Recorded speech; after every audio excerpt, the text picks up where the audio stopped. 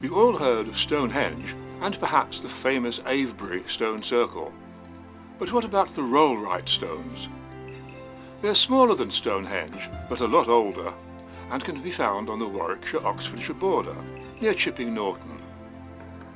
There's been human activity here for at least 8,000 years, but the stones themselves were put in place over a 2,000-year period, during the Neolithic and Bronze Ages.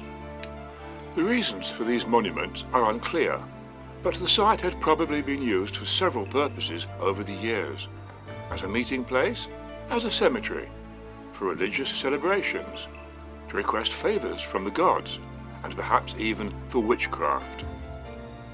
The first of the monuments to be constructed was the Whispering Knights, dating from about 3800 BCE. It was probably a place for burials. The King's Men stone circle is late Neolithic, from about 4,500 years ago, and the King's Stone itself is Bronze Age. There's a legend about an Iron Age king who set out with his army to conquer the whole of England. Whilst marching over Rollright Hill, he met a witch who told him that if he could see the local village of Long Compton after 7 strides, then she would make him king. But she tricked him, and instantly turned both the king and his men into the standing stones that we see today.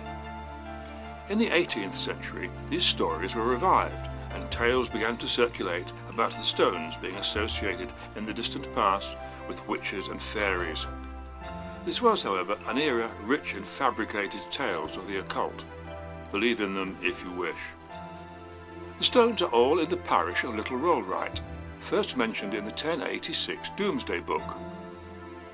The village was valued at £5, and at that time there were 12 villagers, 3 smallholders and 2 slaves.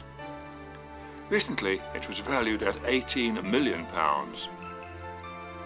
This Elizabethan tapestry is the earliest known depiction of the Rollright stones. In the 20th century, the stones became an important site for adherents of various forms of contemporary paganism, whose ceremonies may reflect similar rites performed locally at the time of the Druids. There's scant evidence, however, for the stones ever having been used in this way. For now, the Rollright stones may best be seen as just a fascinating glimpse into the age of our pre-Roman ancestors.